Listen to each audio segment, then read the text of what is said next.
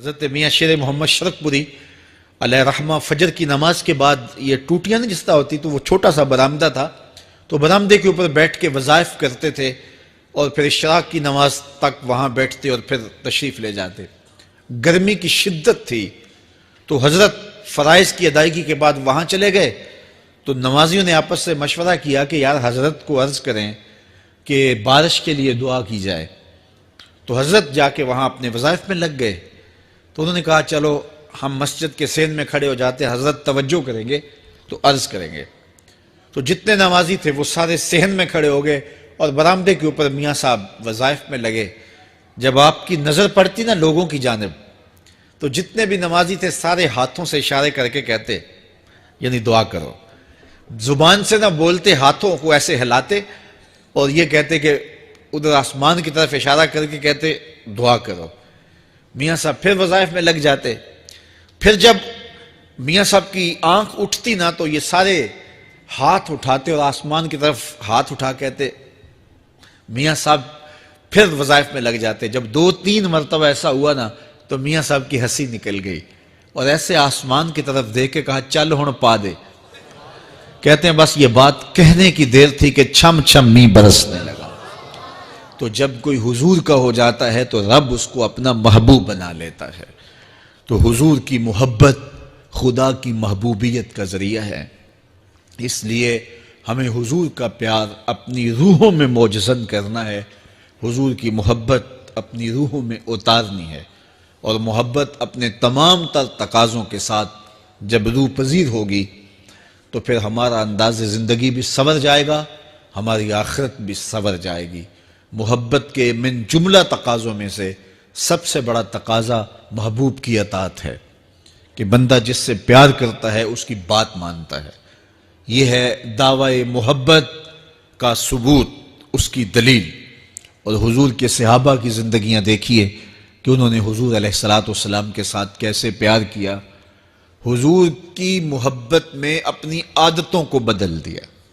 حالانکہ عادتیں نہیں بدلی جاتی، 2 سکے بھائی ہوں، رشتہ کتنا گوڑا ہے، اور ایک گھر میں پرورش پائی ہے، ایک گود میں پلے ہیں، ایک باپ کے گہوارہ تربیت میں رہے ہیں، لیکن طبائع میں اختلاف یہ ایک فطری بات ہوتی ہے۔ ہمارے پاس لوگ آتے ہیں، 2 سکے بھائی ہوتے ہیں، ایک کی طبیعت ادھر کو جا رہی ہوتی ہے، دوسرے کا مزاج ادھر کو جا رہا ہوتا ہے، ایک سخت نرم مزاج ہوتا ہے اور دوسرے کی آنکھوں سے انگارے پھوٹ رہے ہوتے ہیں، ایک معاف کر دینے والا ہوتا ہے، ایک سخت غصیلا ہوتا ہے، ایک کی طبیعت کے اندر تلخی کی چنگاریاں ہوتی ہیں اور ایک کی طبیعت کے اندر نرمی کے پھول ہوتے ہیں، آپ نے بھی دیکھا ہوگا۔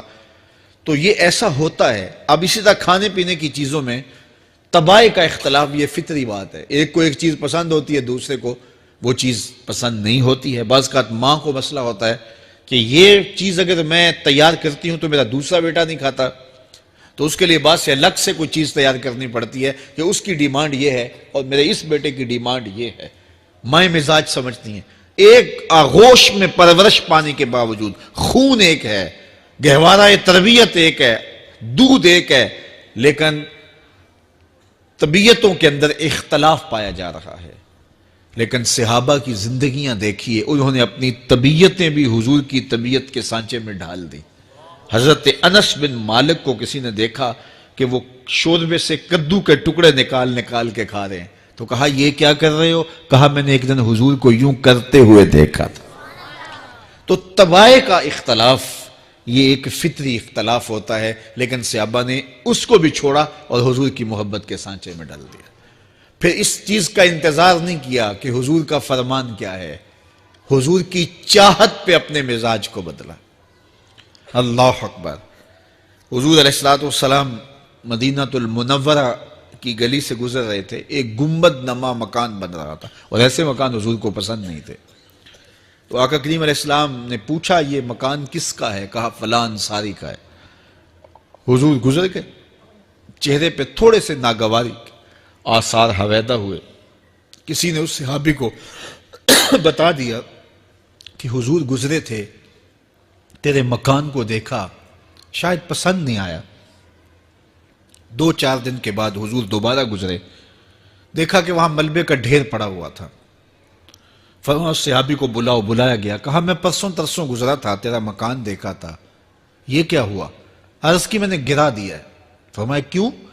عرض کی سنا تھا آپ کو پسند نہیں، سنا تھا آپ کو پسند نہیں، میں اور آپ دیکھیں ہمارا کیا کیا حضور کو پسند نہیں، سر سے لے کر پاؤں تک، نجی زندگی سے لے کے سیاسی زندگی تک، اپنے امور ذات سے لے کر کے اپنی معاشرتی زندگی تک، ہمارا کیا کیا حضور کو پسند نہیں، اور ہر وہ چیز بدل دیں جو حضور کو پسند نہیں۔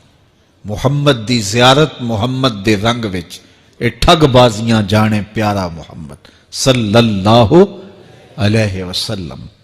میرے شیخ کامل کا ایک شعر ہے، اور وہ شعر اتنا وزنی ہے کہ اگر میرے پاس جواہر لال موتی ہوں اور میں ایک پلڑے میں ڈال دوں اور ایک پلڑے میں یہ شعر رکھ دوں تو یہ شعر پھر بھی بھاری ہوگا۔ یاری لا تو پاک نبی سنگ، اے پر پوری یاری، پھر درود قبول ہے تیرا لکھ نہ لوں ایک واری۔ 1.25 مرتبہ درود پڑھنا ایک طرف، اور ایک دفعہ حضور کی ذات پہ درود پڑھنا، ان کی محبت کے سانچے میں یوں ڈھل کر کے جو وہ کہتے ہیں وہ میری زندگی کا عمل ہے، یہ اس سے وزنی ہے، یہ اس سے بھاری ہے۔ تو حضور کی محبت، حضور کے ایک صحابی تھے، وہ حضور کو ملنے آئے، اور آئے تھے بحرین سے۔ اچھا، انہوں نے حضور کو سلام کیا تو حضور نے رخ پھیر لیا، ناراضگی کا اظہار کیا، تو وہ سمجھے کہ شاید حضور نے ایسے ہی رخ پھیرا، تو جدھر حضور نے رخ پھیرا وہ ادھر جا کے سلام کرتے ہیں، تو حضور نے پھر رخ پھیر لیا، سمجھ گئے کہ حضور ناراض ہیں۔ اب انہیں سمجھ یہ نہیں آ رہی تھی کہ ناراضگی کا سبب کیا ہے۔ وہ اصحاب رسول سے پوچھنے لگے کہ حضور مجھ سے ناراض لگتے ہیں، آپ میں سے کوئی بتا سکتا ہے کہ حضور کیوں ناراض ہیں؟ اللہ اکبر! آج تو کوئی بڑا باپ ہو، مرشد ہو، استاد ہو، ناراض ہو جائے اور شاگرد کو ناراضگی کی وجہ معلوم نہ ہو تو وہ الٹا ناراض آگے سے ہو جاتا ہے کہ میں نے جرم کیوں کیا ہے کہ استاد کا مزاج بگڑ گیا ہے۔ اللہ اکبر! لیکن ذرا دیکھیے، رنگ دیکھیے محبت کے، وہ صحابہ سے پوچھتا پھرتا ہے کہ حضور مجھ سے ناراض ہیں، مجھے بتائیے کہ کیا سبب ہوا؟ تو انہوں نے کہا کہ یہ تیرے ہاتھ میں جو سونے کی انگوٹھی ہے، اس سے حضور ناراض ہیں، کیونکہ حضور اس کو منع کر چکے ہیں۔ امت کے لیے سونا چاندی حضور نے امت کے مردوں کے لیے منع فرما دیا، صرف 4.5 ماشے سے کچھ کم کی انگوٹھی چاندی کی، اور وہ بھی عدد میں 1 ہو، شریعت نے جائز رکھی ہے۔ اگر 2 ماشے کی 2 ہوں گی تو پھر بھی جائز نہیں۔ عورت کو جائز ہیں 10 انگوٹھیاں پہنے، سونے کی پہنے، چاندی کی پہنے، یہ اس کا زیور ہے۔ مرد کو زیور کی ضرورت نہیں ہے، زینت کی ضرورت نہیں ہے، لہٰذا مرد کے لیے 1 انگوٹھی رکھی گئی ہے، وہ بھی اس لیے کہ اگر وہ کہیں مشکل میں ہو تو اس کو بیچ کر کے 2 وقت کا کھانا لے سکے۔ باقی اس کے لیے انگوٹھی 4.5 ماشے سے کم کا چاندی یا سونا 1 ماشا ہی کیوں نہ ہو، اس کے لیے جائز نہیں ہے۔ تو اس نے سونے کی انگوٹھی پہن رکھی تھی، لیکن اسے حرمت کا پتہ نہیں تھا، تو اس نے کہا کہ حضور مجھ سے کیوں ناراض ہیں؟ تو صحابہ نے کہا شاید یہ اس انگوٹھی کی وجہ سے ناراض ہیں۔ تو اس نے یہ نہیں کہا کہ مجھے تو پتہ ہی نہیں تھا، میرا کیا قصور؟ خیر، اس نے انگوٹھی اتار کے حضور کو پیش کرتے کہا حضور آپ اس وجہ سے ناراض ہیں؟ حضور نے انگوٹھی پکڑی اور ایسے پھینک دی، ناراضگی کی وجہ ختم ہو گئی، وہ بیٹھ گیا، بات شروع ہو گئی۔ اللہ اکبر! جب سلسلہ کلام ہوتا رہا، جب مجلس برخاست ہوئی، لوگ اٹھ کے گھروں میں جانے لگے، وہ بھی اٹھا اور الٹے پاؤں سے پیچھے چلا، تو کسی نے اس کو کہا وہ انگوٹھی تو اٹھا لو، سونے کی انگوٹھی ہے، قیمتی ہے، چلو تمہارے لیے پہننا جائز نہیں، تمہاری بیوی کے لیے تو جائز ہے۔ تو اس نے کیا جواب دیا سنیے، اس نے کہا واللہ لا آخذہ وقد طرحہ رسول اللہ صلی اللہ علیہ وسلم، اللہ کی قسم میں اس انگوٹھی کو کبھی بھی نہیں اٹھاؤں گا جس کو میرے حضور نے پھینک دیا ہے۔ تو یہ تھی ان کی محبت، یہ تھا ان کا انداز۔ تو آئیے میں اور آپ حضور سے اگر محبت کرتے ہیں تو حضور علیہ السلام کا طرز زندگی، حضور کا انداز معاشرت اختیار کریں۔ کثرت کے ساتھ مائیں بہنیں بیٹیاں بھی موجود ہیں، وہ بھی اپنی اولادوں کی تربیت اس نہج سے کریں کہ وہ حضور کی سنت، حضور کی سیرت، اور حضور کی اتباع کے سانچے میں ڈھل جائیں۔ زندگی کا مقصد ہی یہی ہے۔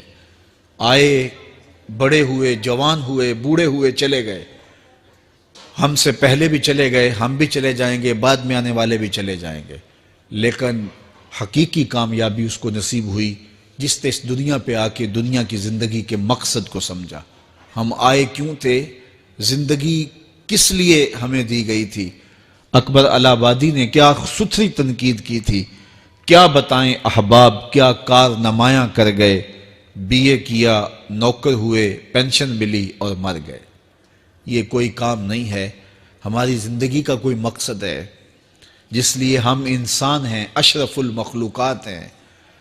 دیکھیے گدھا سارا دن بوجھ اٹھاتا ہے، اللہ اکبر۔ میرے صاحب نے گدھے سے بھی ایک موازنہ کیا ہے کہ سارا دن جو ہے وہ بوجھ اٹھائے اور کام کرے، اور پھر مالک اس کو غذا بھی نہ دے، وہ جا کے روڑیوں سے اور باہر سے جا کے چر کے پھر آ کے کام مالک کا کرے، مالک اس کو دے بھی نہ، اور وہ باہر سے کھا کے آئے اور کام مالک کا کرے۔ تو اگر بندہ ہو کے، انسان ہو کے اگر نہ کرے تو میرے حضور نے ایک لمبی ربائی ہے، اس میں آخر میں لکھتے ہیں، تو چنگا یعقوب یا کھوتا، تینوں شرم نہ آوے۔ کہ اگر وہ ایک گدھا بھی کام کرے، اپنی پیٹھ پہ بوجھ لا دے، اور تو اپنے مالک کے لیے کچھ نہ کرے، اور ساری نعمتیں مالک نے تجھے دی ہیں اور عزتیں اور آبرویں تیرے نام کی ہیں، اور تو اس کا حق ہی ادا نہ کرے، تو پھر کس طرح تیرے سے؟ تو پھر اولئک کل انعام بل ہم اضل، فرمایا تو چوپایا ہے بلکہ چوپایوں سے بھی بدتر ہے۔ تو میں اور آپ اپنے آپ کو انسان ثابت کریں۔ آج موقع ہے، سے ثابت نے اجے حواس تیرے، سے ثابت نے اجے حواس تیرے، کر لے نیکیاں رج کے تو، اڑیا رب رسول کیوں پل بیٹھوں، آ رب رسول ول پج کے تو، آئی موت ایتھے رہسن کم تیرے، آئی موت ایتھے رہسن کم تیرے، نیکیاں کر لے بھج کے تو، کی آکھ سن لوگ یعقوب تینوں، جب ٹر پیوں سر منہ کج کے تو۔ وہ وقت آئے گا جب تنیاں باندھ دی جائیں گی، جب دونوں جانب سے کفن باندھ دیا جائے گا، پھر پردہ ہٹا ہٹا کے دیکھا جائے گا، پھر بند کر دیا جائے گا۔ وہ لمحے کتنے دردناک ہوں گے، وہ گھڑیاں کتنی دردناک ہوں گی۔ آج مجھے اور آپ کو اللہ نے موقع دیا ہے، تو آج حضور کی سیرت کو اپنانے کا، اپنی روحوں میں اتارنے کا عزم کر کے